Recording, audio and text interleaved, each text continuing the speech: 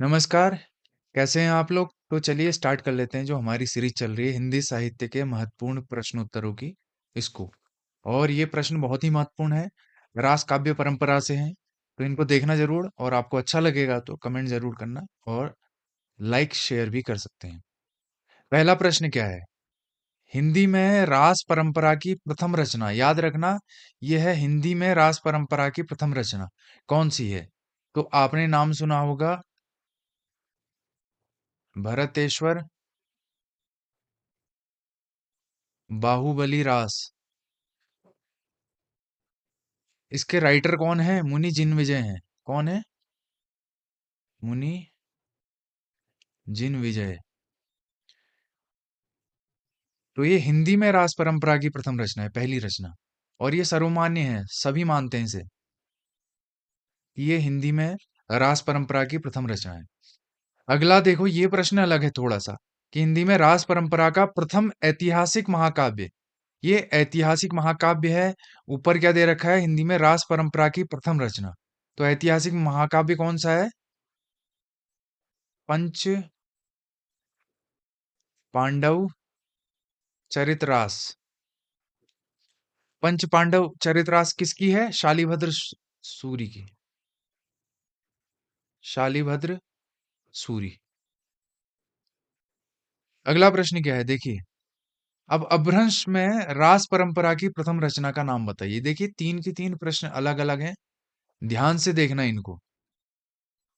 तो अपभ्रंश में रास परंपरा की प्रथम रचना क्या है? इसका नाम है उपदेश रसायन रास। और ये किन की है? जिनदत्त सूरी की। ये तीन के तीन प्रश्न अलग हैं, ध्यान से देखना इनको। देखो अब प्रश्न ऐसा भी आ सकता है कि बुद्धिरास और बुद्धिरास हो। ये रासो है, ये रास है। तो बुद्धिरास किसकी है? शालिभद्र सूरी की। और ये बुद्धिरासो किसकी है? जल्हण की। अगला प्रश्न है भरतेश्वर बाहुबली घोर रास। और देखो ये भरतेश्वर बाहुबली रास दोनों एक ही रचना जैसी लगती हैं, ये सिर्फ एक घोर का अंतर है। तो एक घोर के अंतर को ध्यान रखना, क्योंकि यहाँ पर परीक्षा का दबाव इतना होता है कि ये घोर की जगह आप सोचोगे कि भरतेश्वर बाहुबली रास ही है। ब्रजसेन सूरी, उनका नाम है ब्रजसेन सूरी। और ये भरतेश्वर बाहुबली रास, ये तो आपको पता ही है, शालिभद्र सूरी की। अब देखो, श्रावकाचार नामक रचना में कितने दोहे हैं? तो दोहे कितने हैं इसमें? 250। श्रावकाचार है देवसेन की रचना। और एक बात, ये जो नगेंद्र हैं, डॉक्टर नगेंद्र ने हिंदी की प्रथम रचना माना है।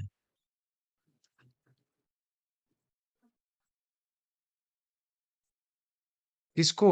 श्रावकाचार को। और ये देवसेन की है, और इसमें 250 दोहे हैं। अगला, कुमारपाल प्रतिबोध। कुमारपाल प्रतिबोध किसकी रचना है?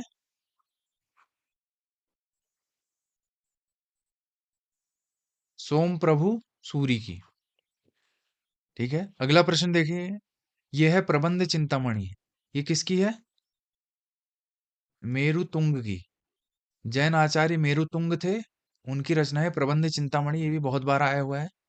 अगला देखो, प्राकृत पेंगलम में किन किन कवियों की रचना संकलित है? सबसे पहले उसमें है सारंगधर। सारंगधर है, विद्याधर, जज्जल, बब्बर।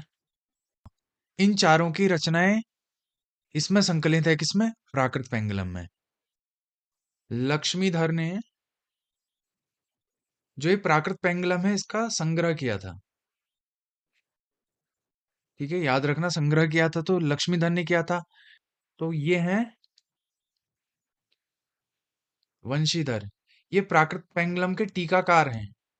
टीकाकार मतलब क्या होता है कि जो इसमें कुछ और चीजें भी जोड़ के आगे बढ़ा देता है ये रचनाएं, उसको क्या कहते हैं? टीकाकार कहते हैं।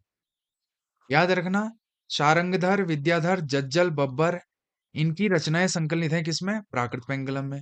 और लक्ष्मीधर ने प्राकृत पेंगलम का संग्रह किया था। और जो वंशीधर हैं ये प्राकृत पेंगलम के टीकाकार हैं। अगला प्रश्न, नेमिनाथ रास, नेमिनाथ चरियु। अब देखो ये जो नेमिनाथ रास है ये सुमति गुणी का है। सुमति गुणी या सुमति गणी भी कह सकते हैं। अब नेमिनाथ चरियु, ये रचना किसकी है?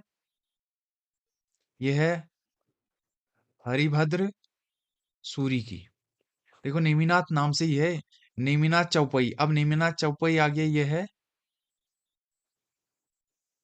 विनय चंद्र सूरी। ठीक है, अब ये अगला है नेमिनाथ फागु, ये है राजशेखर सूरी की रचना।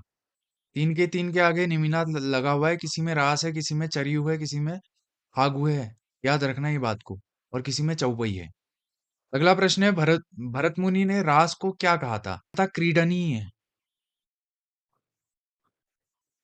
क्रीडनीय का मतलब क्या? नृत्य करने वाला।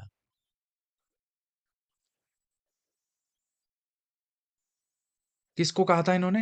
रास को क्रीडनीय। अगला प्रश्न है, भरतेश्वर बाहुबली रास में कितने छंद हैं? ये भी बहुत इंपॉर्टेंट है। तो भरतेश्वर बाहुबली रास में कितने छंद हैं? 205 छंद हैं। और आपको पता ही होगा ये किसकी रचना है? शालिभद्र सूरी की। अगला प्रश्न है, चंदन बाला रास में कितने छंद हैं? चंदन बाला रास में है 35 छंद। और ये किसकी रचना है?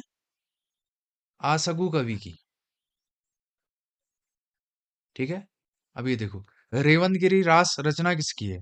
ये है सुमति गणी की। सुमति गणी या सुमति गुणी कह सकते हैं जो ये है। सुमति गुणी, यहाँ मैंने लिखा था ना, ये सुमति गुणी नेमिनाथ रास इन्हीं की ही रचना है। Thank you so much. अगर आपको अच्छी लग रही है वीडियो तो लाइक करना, शेयर करना, सब्सक्राइब करना।